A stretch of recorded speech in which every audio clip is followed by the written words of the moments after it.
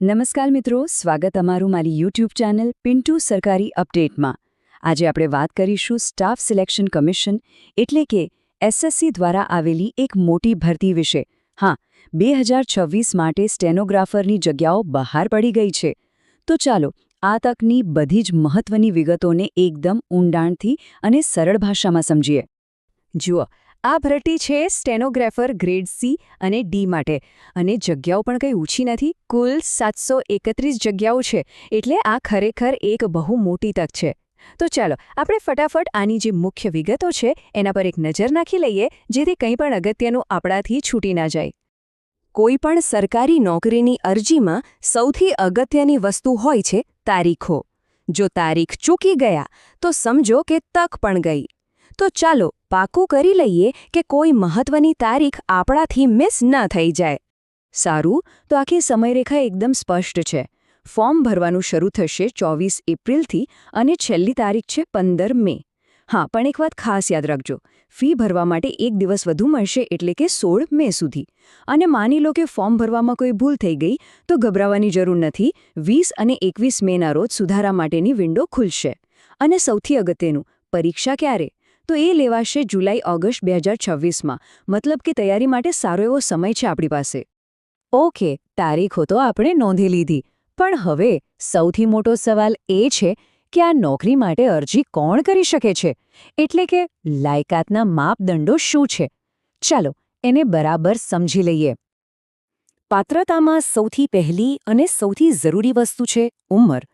અહીંયા ધ્યાન રાખજો, ગ્રેડ સી માટે ઉમેદવારની ઉંમર 18થી 30 વર્ષની વચ્ચે હોવી જોઈએ, જ્યારે ગ્રેડ ડી માટે એ 18થી 27 વર્ષની છે। ફોર્મ ભરતા પહેલા આ તફાવત ખાસ જોઈ લેજો, જેથી સાચી પોસ્ટ માટે જ અરજી થાય। ઉંમર સિવાય શૈક્ષણિક લાયકાતની વાત કરીએ તો એ બહુ સિમ્પલ છે।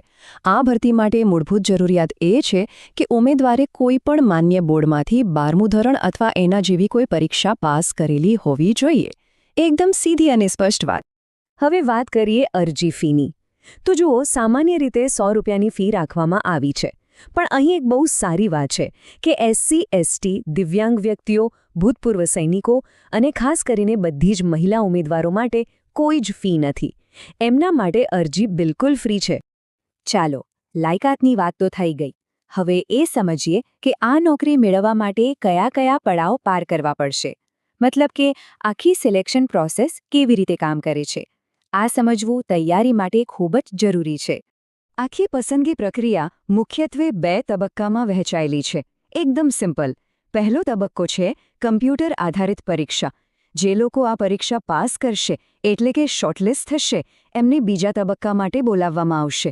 અને બીજો તબક્કો છે સ્ટેનોગ્રાફીમાં સ્કિલ ટેસ્ટ, જે એક પ્રેક્ટિકલ ટેસ્ટ છે। તો જે પહેલી કમ્પ્યુટરવાળી પરીક્ષા છે એનું માળખું સમજવું બહુ જ જરૂરી છે। એમાં 3 વિભાગો છે: જનરલ ઇન્ટેલિજન્સ અને રિઝનિંગના 50 પ્રશ્નો, જનરલ અવેરનેસના 50 પ્રશ્નો, અને સૌથી વધારે ધ્યાન આપવા જેવી વાત છે અંગ્રેજી ભાષા અને કોમ્પ્રિહેન્શન, એના પૂરા 100 પ્રશ્નો છે।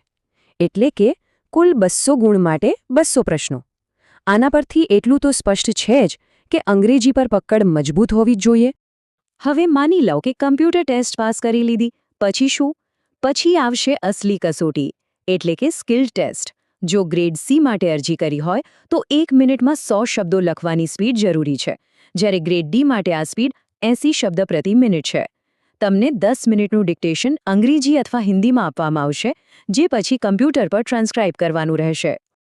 સારું, તો પરીક્ષા કેવી હશે એ તો આપણે સમજી લીધું।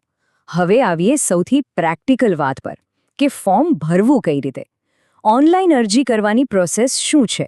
ચાલો એ સ્ટેપ બાય સ્ટેપ જોઈએ। ઓનલાઈન અરજી કરવા માટે પહેલું અને સૌથી અગત્યનું સ્ટેપ છે વન ટાઈમ રજિસ્ટ્રેશન, જેને OTR કહેવાય છે। આ કરવું ફરજિયાત છે, અને એ પણ એસએસસીની નવી વેબસાઇટ પર। આમાં તમારે તમારી બધી વિગતો ભરીને એક કાયમી પ્રોફાઇલ બનાવવાની હોય છે। અહીંયા એક વાત મગજમાં બરાબર બેસાડી દેજો, અરજી ફક્ત અને ફક્ત નવી સત્તાવાર વેબસાઇટ ssc.gov.in પર જ કરવાની છે।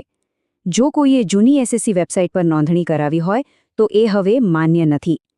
નવી સાઇટ પર ફરીથી OTR કરવું જ પડશે। આ ફેરફાર ભૂલતા નહીં। અહીંયા તમે જોઈ શકો છો કે OTR ફોર્મ કેવું દેખાય છે. એમાં વ્યક્તિગત વિગતો, વધારાની વિગતો અને ઘોષણા જેવા અલગ-અલગ વિભાગો છે. ફોર્મ ભરતી વખતે બધી માહિતી કાળજીપૂર્વક અને ભૂલો વગર ભરવી ખૂબ જ જરૂરી છે, કારણ કે આ માહિતી ભવિષ્યની બધી અરજીઓ માટે વપરાશે. અને છેલ્લે, આ કોઈ મારી સલાહ નથી. આ ખુદ SSCએ સત્તાવાર સૂચનામાં કહ્યું છે. એમણે સ્પષ્ટ લખ્યું છે કે છેલ્લી તારીખ સુધી રાહ ન જુઓ, બને એટલું જલ્દી ફોર્મ ભરી દેજો, કારણ કે છેલ્લા દિવસોમાં વેબસાઇટ પર એટલો ટ્રાફિક હોય છે કે સમસ્યાઓ આવી શકે છે અને એના કારણે એક સારી તક હાથમાંથી જતી રહી શકે છે. તો 700થી પણ વધુ જગ્યાઓ, એકદમ સ્પષ્ટ પસંદગી પ્રક્રિયા અને ચોક્કસ સમયપત્રક સાથે SSC સ્ટેનોગ્રાફરની આ ભરતી ખરેખર ઘણા લોકો માટે એક સુવર્ણ તક બની શકે છે. સવાલ એ છે કે શું આ એ જ સરકારી નોકરી છે જેની હજારો ઉમેદવારો ક્યારનાય રાહ જોઈ રહ્યા હતા? મિત્રો, દરરોજની સરકારી અપડેટ સૌથી પહેલા મેળવવા અમારું ટેલિગ્રામ ગ્રુપ જોઈન કરો. લિંક ડિસ્ક્રિપ્શનમાં છે. હમણાં જ જોઈન કરી લો. તો મિત્રો, આ હતી સંપૂર્ણ માહિતી. જો તમને આ માહિતી ઉપયોગી લાગી હોય તો વિડીયોને લાઇક કરો, મિત્રો સાથે શેર કરો અને ચેનલને સબસ્ક્રાઇબ કરવાનું ભૂલશો નહીં. મળીએ ફરી એક નવી સરકારી ભરતી સાથે. જય હિન્દ, જય ગુજરાત.